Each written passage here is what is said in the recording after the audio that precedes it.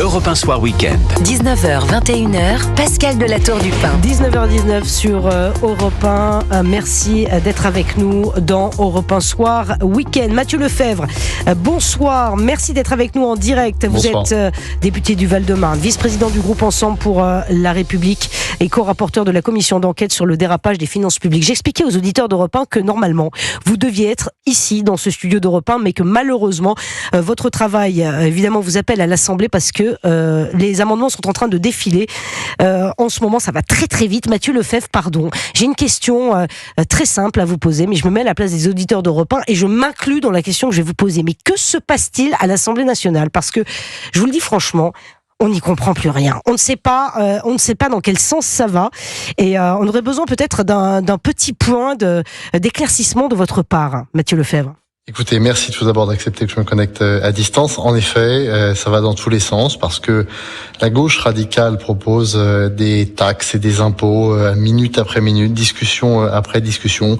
Et cette folie fiscale, elle est acceptée par des personnes du Rassemblement national et ça fait à la fin des hausses d'impôts que les Français ne comprennent pas. Ça fait des articles qui sont rejetés, d'autres qui sont amendés dans un sens sans aucune cohérence vertébrale. On paye là le prix d'une assemblée qui est totalement fragmentée et qui n'a pas de cohérence idéologique. Moi, je crois que les Français, en effet, sont très loin de tout ça et que les parlementaires montrent qu'ils sont bien déconnectés de leur vie et bien déconnectés de la réalité de leurs entreprises. Oui, mais Mathieu Lefebvre, il y a une partie de la gauche et le RN qui vous accuse de faire de l'obstruction parlementaire. Pas vous personnellement, mais votre groupe. Vous leur répondez quoi ? Parce que c'est pareil, de votre groupe aussi dépose des amendements, les retire au dernier moment. Enfin, c'est incompréhensible pour les communs des mortels que nous sommes.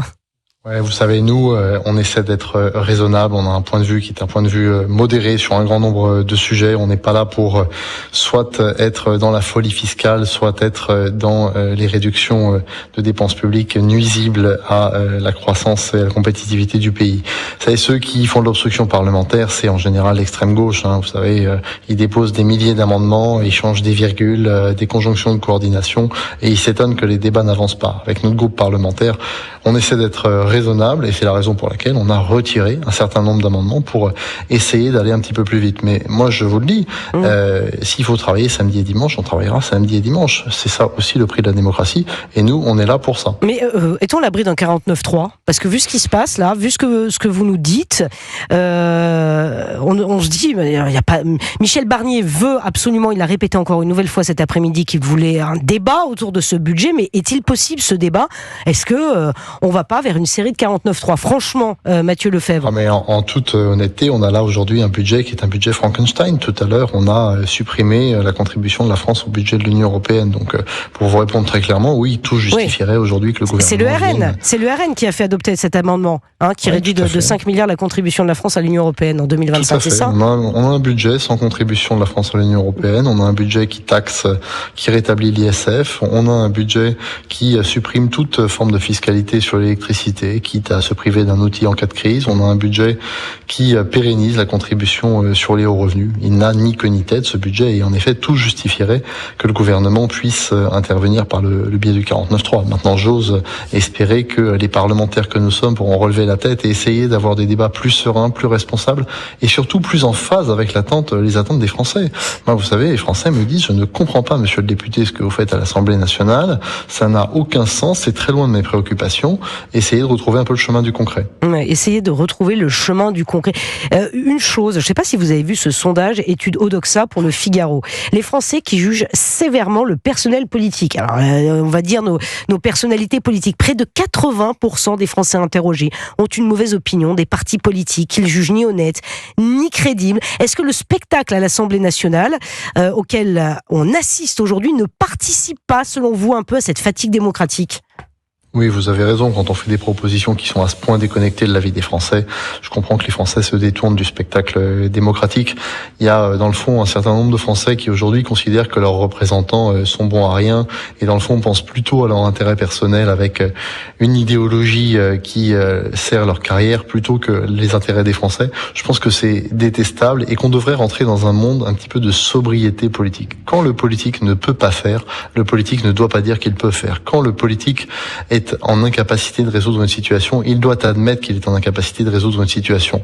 On crève d'avoir des politiques qui promettent monts et merveilles et qui à la fin n'y parviennent pas. Et dans une assemblée qui est aussi fragmentaire, malheureusement, c'est en effet le discours politique qui prime plutôt que sur la compétence. Alors, juste un mot sur les hausses d'impôts. Vous nous dites qu'il n'y aura pas de hausse d'impôts.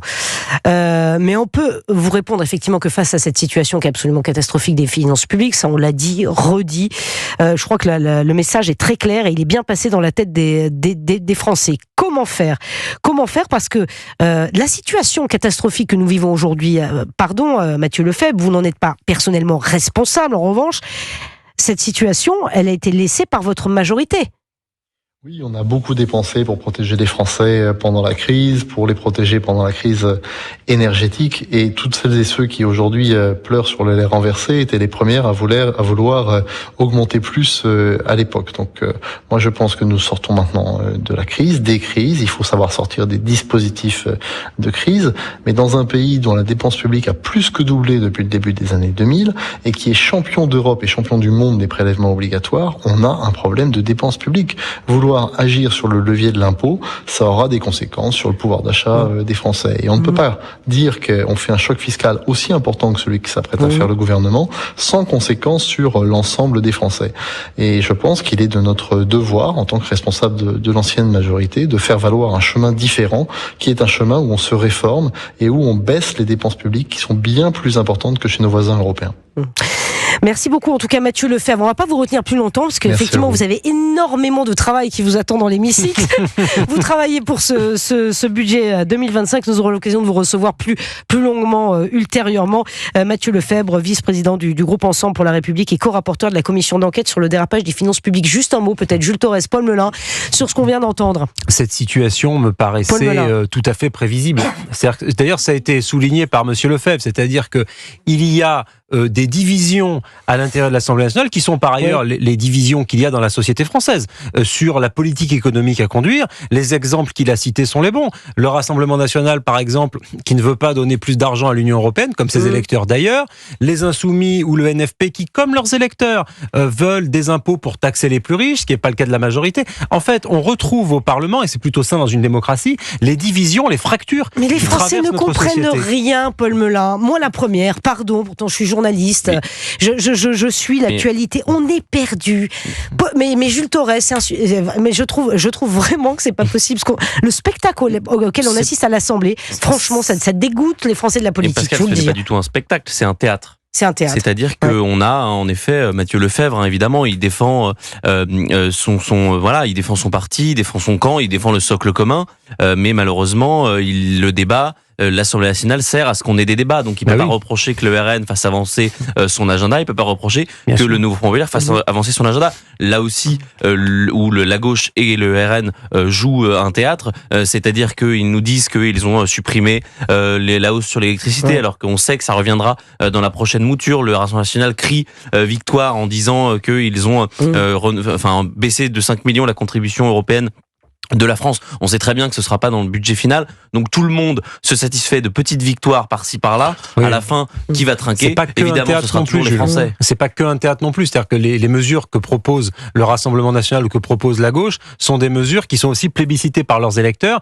et qui donnent leur axiome idéologique à chacun. Donc ils sont pas que, pour nuancer ce que vous dites, ils sont pas que dans la posture. Non, mais sauf que ça n'a aucune chance de se retrouver dans le budget final. D'accord. Et c'est là où parce que ça finira par 49.3. Ça finira par 49.3 et ça on le sait. Mais je pense que c'est pour ça que les Français ils savent que ça va finir par un 49.3 et ils sont vous dans la intéressez au combat politique où il y a des vrais enjeux, pas au combat politique dont vous savez que les dés à la fin vont... Oui, voilà, sont déjà jetés. Et Michel Barnier ne peut pas non plus malgré la volonté de Michel Barnier directement, Michel Barnier. Mais même Michel Barnier veut du dialogue, il l'a redit encore cet après-midi.